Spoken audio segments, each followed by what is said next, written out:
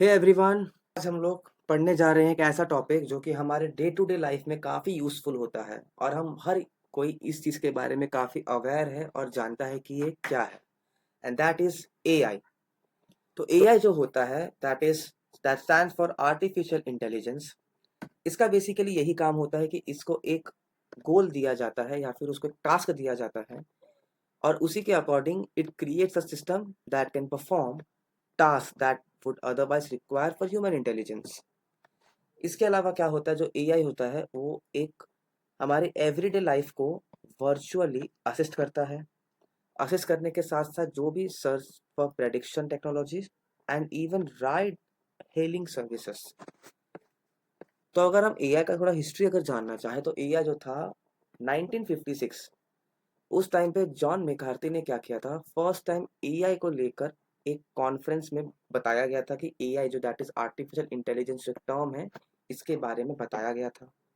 Then 1969, उस time पे कोई शेखे था, उसने first general purpose mobile robot को बिल्ड किया गया था।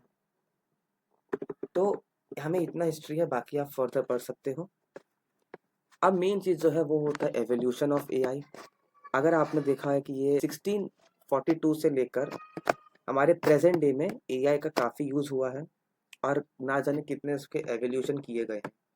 अगर आप लोगों ने एक चीज़ अगर देखा होगा कि एक रोबोट बनाया गया था जो कि वैक्यूम क्लीनर है, ये उसका ये टास्क था कि एक अगर पूरा रूम है, एक कोने से लेकर पूरा ऐसे ऐसे साफ करते करते वो दूसरे कोने तक जाता है या जाती है और इस काम को पूरा करती है। तो ये होता है एक किस्म से एआई जो एक पर्टिकुलर टास्क को परफॉर्म करे।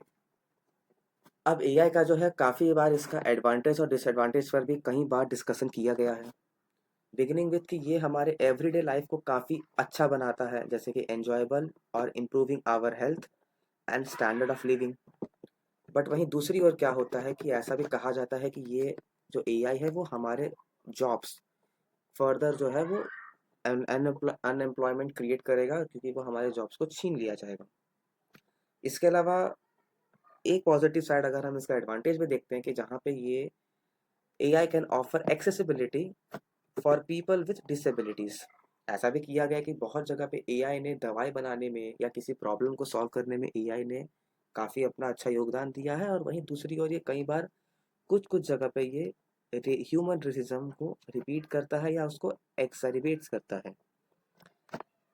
और एआई का एक और चीज़ होता है कि ये वर्क प्लेस में काफ़ी इंपॉर्टेंट रोल प्ले कर रहा है और काफ़ी लोगों का टाइम बचा रहा है एआई। वह भी पता जाता है कि that is artificial intelligence poses dangerous privacy risk. तो अब हम लोग एआई का जो कुछ मेन फीचर्स होते हैं हमें उसे समझना है। और समझने से पहले मैं आपको एक चीज़ ये बताना चाहता हूँ कि जो एआई जो होता है वो बेसिकली एक छोटा बच्चा होता है, ठीक है। उस छोटे बच्चे को अगर मैंने कुछ बताया कि ये चीज़ सही है या ये चीज़ गलत है, तो वो छोटा बच्चा जो होगा वो उसी के अकॉर्डिंग उस चीज़ को समझेगा। और उसके बाद फर्दर इन फ्यूचर अगर कुछ ऐसा सिचुएशन होता है, उस सिचुएशन में वो अपने पास्ट जो भी चीज़ें जो होती हैं उसके डेटाबेस में स्टोर होती हैं, उसके अकॉर्डिंग वो फिर हमें जवाब देगा। जैसे कि जब हम भी बच्चे थे, 5-6 साल के, हमें भी बताया गया कि क्या सही है क्या गलत है, क्या करने से इसके क्या कॉन्सिक्वेंस आते हैं। हमने भी क्वेश्चन किए हैं, हमने भी लर्निंग की है और रीजनिंग की है। उसी के चलते क्या होता है, हमने फिर खुद में करेक्शन भी किया है, सेल्फ करेक्शन, जो कि यहाँ पे दिखा रहा है। और उसके बाद हम फर्दर अपनी लाइफ को बेटर कर पाए और सोसाइटी में हम लोग बेटर योगदान भी दे पाए। उसी तरह हमारा एआई होता है, ठीक है। तो एआई भी क्या करता है, वो पर्टिकुलर चीज़ को लर्न करता है। लर्न करने के बाद वो क्या करता है, उस चीज़ पे रीजनिंग करता है, ठीक है, लॉजिकल डिसीजंस लेता है।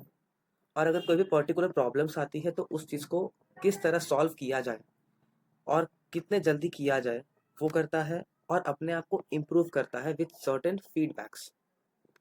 ये हमें मेन चीज़ जानना है। इसके अलावा और भी काफ़ी कुछ नैरो एआई होते हैं जो कि थोड़े वीक एआई होते हैं, जो कि बस एक छोटे से एक स्पेसिफिक टास्क के लिए हम उसे बनाया जाता है। जैसे कि गूगल ट्रांसलेटर हो गया, जो कि पहले के टाइम पे इसको स्टार्ट किया गया था।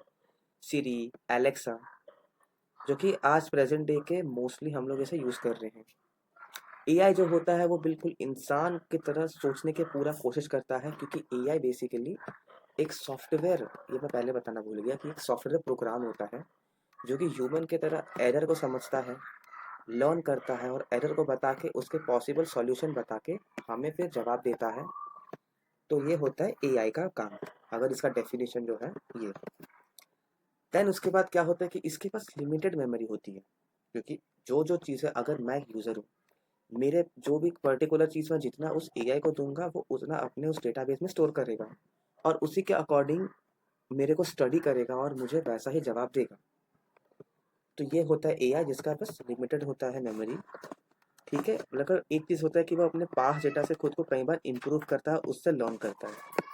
फिर ऐसे ही हमारे और भी एआईज बने हैं जो कि सेल्फ अवेयर एआई हो गए, इसके अलावा सुपर एआईज हो गए, जनरल एआई, ऐसे बहुत सारे एआईज होते हैं।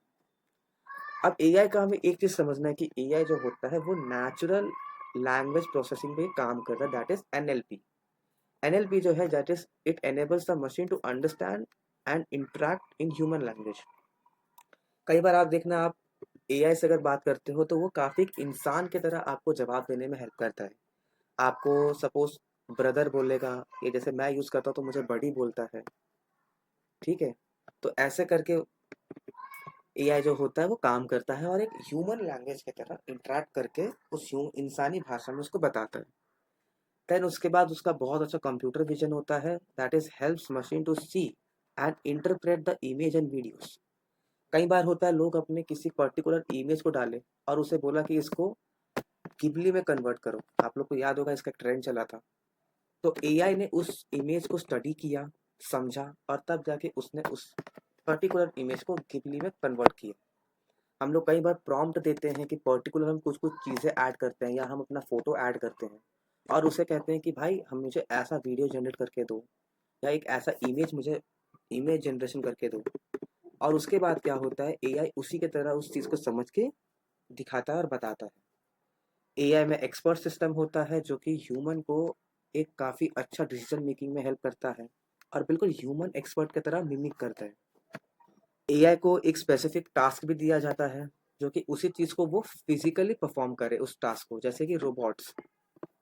देन उसके बाद हमारे चैटबॉट्स होते हैं। चैटबॉट्स भी ना जाने कितने लोगों ने यूज़ किया, जहाँ पे नेचुरल लैंग्वेज जो होता है हम उसको यूज़ करते हैं, such as custom service bots हो गए जो कि आपसे बात करके आपकी क्वेरी को समझ के आपको जवाब देता है। एंड एक सबसे इम्पॉर्टेंट चीज़ जो कि होता है डेटा माइनिंग। अब डेटा माइनिंग जो होता है, डेटा माइनिंग में क्या होता है कि एक अगर आपका ये डेटा सर्वर है या डेटा बेस है, तो वहाँ से एक पर्टिकुलर डेटा को उठाया जाता है और उठाने के बाद एक पर्टिकुलर यूज़र, उस यूज़र को कितने अमाउंट में उस डेटा को दिया जाए, जो भी ज़रूरी डेटा होता है उस सबको वो यहाँ से माइन करके उस यूज़र तक पहुँचाता है। इसके अलावा जो बिग डेटा होता है दैट इज़ ये जो सर्वर्स होते हैं, इन सर्वर को ये हैंडल करता है और कॉम्प्लेक्स डेटा सेट्स जो होते हैं उस चीज़ से वो खुद को ट्रेन करके उन्हें मैनेज करना सीखता है। ये जो होता है ये एआई का बहुत इंपॉर्टेंट रोल प्ले होता है। साथ हमें कुछ कुछ इंपॉर्टेंट एआई टर्मिनोलॉजी समझनी है, दैट इज एआई जो कि आर्टिफिशियल इंटेलिजेंस जो कि एक पर्टिकुलर ह्यूमन इंटेलिजेंस की तरह एक टास्क को परफॉर्म करेगा। देन हमारा आता है मशीन लर्निंग। मशीन लर्निंग जो होता है ये a method where machine learns from data without explicit program. अगर जैसे कि अगर आपने कभी कोई सोशल मीडिया अगर आपने चलाया होता है तो आप देखना, अगर आप एक पर्टिकुलर वीडियो पे अगर आपने लाइक किया तो आगे जाके क्या होता है कि वो अगर आप जो सोशल मीडिया चलाते हो वो क्या करता है कि वो उसी से रिलेटेड आपको वीडियोस दिखाता है और वो और भी आपको फर्दर आपको कुछ अलग अलग वीडियोस दिखाता है जो कि ये जानना चाहता है कि आपको किस वीडियोस में कितना इंटरेस्ट है और उसके अकॉर्डिंग मशीन लर्निंग काम को परफॉर्म करता है। देन आता है हमारा डीप लर्निंग जो कि मशीन लर्निंग का ही एक सबसेट है, एक पार्ट है, जहाँ पे neural network to mimic human brain for a complex task. ये होता है डीप लर्निंग का, कि उस पर्टिकुलर इंसान ने उसी वीडियो पे लाइक क्यों किया। और सर्टेन जो सर्वेज होते हैं, कुछ भी चीज़ होते हैं, वहाँ पे भी डीप लर्निंग का हम लोग काफ़ी यूज़ करते हैं किसी भी रिसर्च या सर्वेज को दिखाने में, बताने में। ना न्यूरल नेटवर्क हो गया। अब एक सबसे इम्पोर्टेंट आता है एल्गोरिदम। एल्गोरिदम जो होता है वो एक step step by step set of rules होता है। सपोज अगर मुझे किसी दो नंबर को ऐड करना है तो पहले मैं एक वेरिएबल लूँगा, दूसरा वेरिएबल लूँगा, अब अगर मुझे उसे ऐड करना है, सब्ट्रैक्ट करना है, मल्टीप्लाई, जो भी ऑपरेशन परफॉर्म करना है मैं वो करूँगा। वो करने के बाद फिर मैं उन्हें सम करके मैं उस आंसर को प्रिंट कर दूंगा। तो ये होता है एआई का मतलब जो एल्गोरिदम होता है इसका काम। अब उसके बाद क्या होते हैं कि बाइस इन एआई भी होता है। फिर सुपरवाइज्ड एआई होता है जहाँ पे जो मशीन लर्निंग होती है, where machines learn from labelled pre classified data, जो होते हैं जो पर्टिकुलर डेटा से वो लर्न करते हैं। कुछ होते हैं अनसुपरवाइज्ड लर्निंग, जहाँ पे हम लोग हिडन पैटर्न को हम पता करते हैं उस डेटा से। अब आता है कुछ लिस्ट ऑफ इम्पॉर्टेंट एआई, जैसे कि गूगल एंड डीप माइंड हो गया, जैसे कि जेमिनाई हो गया जो कि बहुत को यूज़ करते हैं। किसी किसी कंपनी में ये सब अल्फा इवॉल्व जेनी ये सब यूज़ किया जाता है। जेमा एंड VO3 ये जो होते हैं ये गूगल डीप माइंड के अंदर आ गए। ओपन एआई जो कि हर किसी को पता है, चैट जीपीटी के बारे में, जीपीटी हो गया। एंथ्रोपिक हो गया जो कि जैसे कि क्लॉड एआई के बारे में बहुत लोगों ने पता किया और जानते भी हैं। फेसबुक ने अपना एआई यूज लॉन्च किया, दैट इज मेटा एआई, जो कि आप लोग को व्हाट्सएप और इंस्टाग्राम में भी मिलता है। डीप सीक हो गया, अलीबाबा हो गया। तो आई होप जो भी एआई को लेके जो आपका कॉन्सेप्ट है, टॉपिक है, वो आपको समझ आया होगा। एआई काफ़ी अच्छा यूज़ करने के लिए है। अगर आप इसे एज अ फ्रेंड यूज़ करते हो, लिमिट में यूज़ करते हो तो अच्छा है ये। वरना लिमिट में किसी चीज़ को अगर आप यूज़ नहीं करते हो तो वो फ्रेंड के जगह पे वो आपका एनिमी भी बन सकते हो। सो एआई में बहुत अच्छा इसका फ्यूचर भी है और काफ़ी कंपनीज इस पे इन्वेस्ट भी करती है। और बस आप लोग को एआई को लेके लर्न करना है, जानना है, that's it. So thank you for watching.